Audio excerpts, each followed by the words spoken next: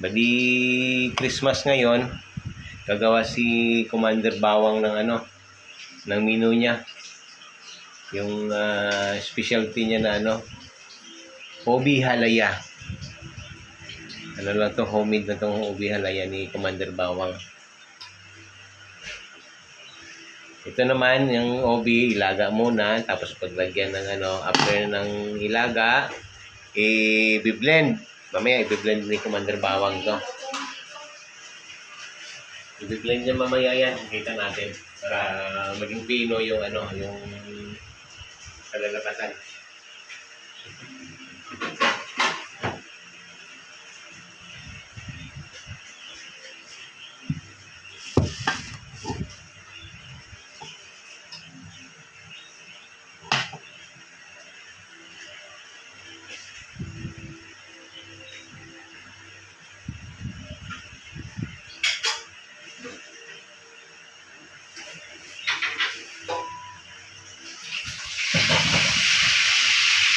I-voice over mo na lang kayo yun.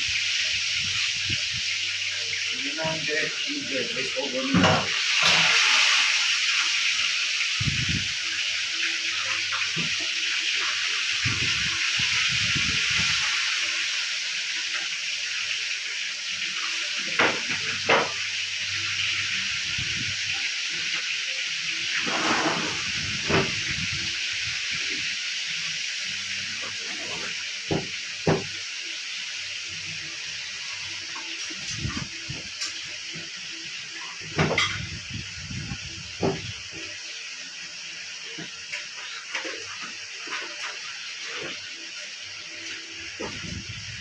Yun. Ngayon, i-blend na ngayon para maging pino yung kalalabasan niya. So, ito yung ubi natin na nilaga. Tapos, merong blender. I-blend ngayon ni Mami. So, ito yung blender natin. Para maging fine yung kalalabasan. Pero bago nyo i-blend, ihiwa-hiwain nyo muna. Katulad nito. Yan. Yan si Ma'am. Hiwa-hiwain muna ng maliit. Ito naman, kinakamay, malinis naman tong kamay niya eh.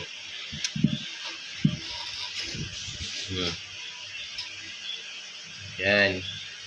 Kailang matrabaho itong ubi halaya. Kasi ilaga mo, babalatan mo, i-blend mo para maging pinong-pino. Tapos ilutuin mo ng may gata. May hahalukay ka na siguro mga 30 minutes na mixing para ma-absorb mismo yung mga gata na ilalagay. So mamaya titingnan natin kung paano i-blend yan. Ito naman, ang per kilo ng ubi ngayon nasa 120 per kilo. Kailang masarap siyang kainin, kailang matrabaho. So ito ginagawa lang natin ito during may event. Katulad ngayon, Pasko. Magluluto ngayon si Mami Juliet. O yan, hiwa-hiwa. Ako taga-salita na ako, hindi ako naghihiwa eh. Yan. After nyan, ang proseso nyan, nahiwa nyo na siya ng medyo maliit. Ilalagay na ngayon sa blender. I-blend yan. Yan, i-blend ngayon. Tingnan natin paano i-blend yan.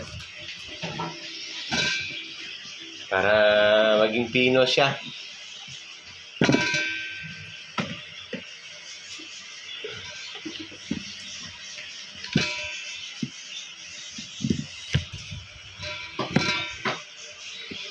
Kung wala naman kayong blender, pwede naman lang i-smash niya, smash.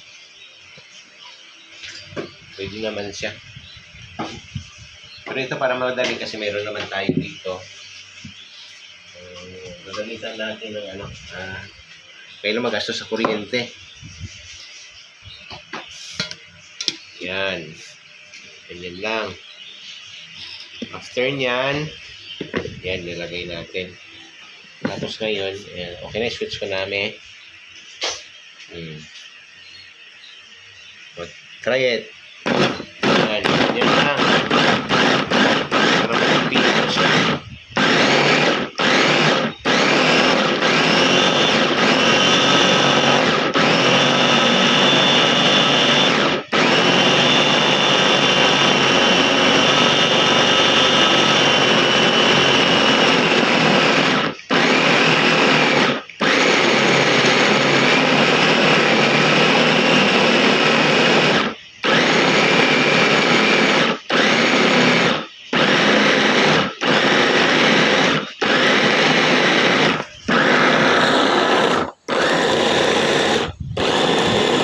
Yan lang na.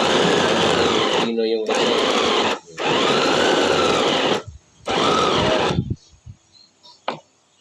turn yan, check nyo kung pino na.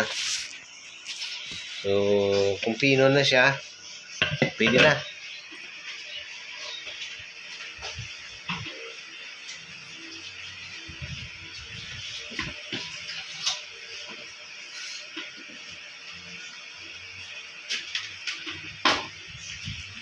Halo-halo. Yun ang gagawin. Halo-haloin lang. So, mayroon pang bilog.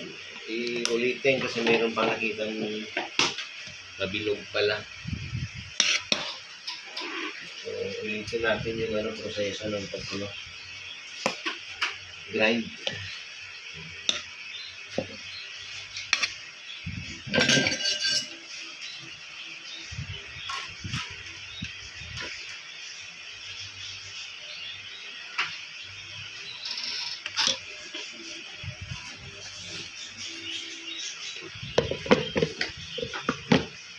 Ulitin lang kasi medyo may part na malaki. Oh, switch on. Yan.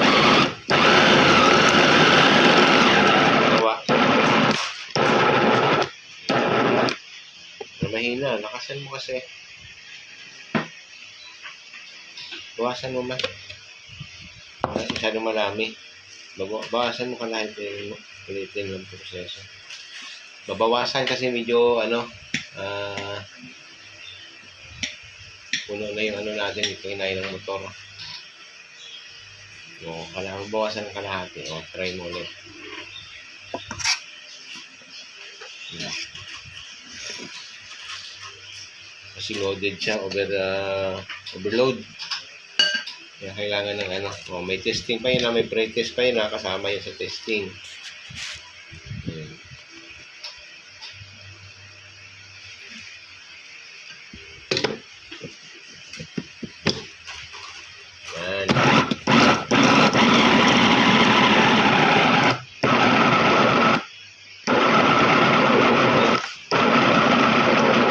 So, malagkit. Bawasan yung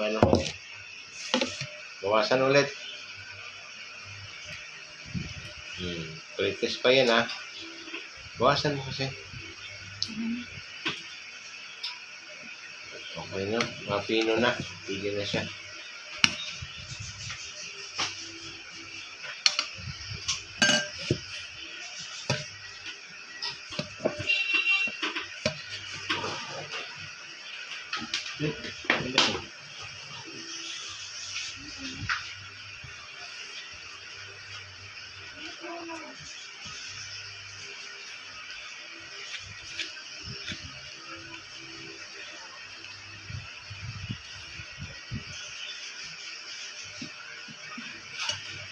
Yun muna ang gagawin. Ngayon, ilipat na ang lagayan. After nyan, imimix yung dapat meron kayong asukal. Ito, may asukal tayo dito. Dalawa. Tapos, mayroon tayong evaporated milk. Ito yung gagamitin natin, Alpine. Yan. So, i-mix yan. Saka meron yung may gata pa yan mamaya. Lalagyan ng gata para malinamnam siya. So, titingnan natin kung paano yung pagluto mamaya.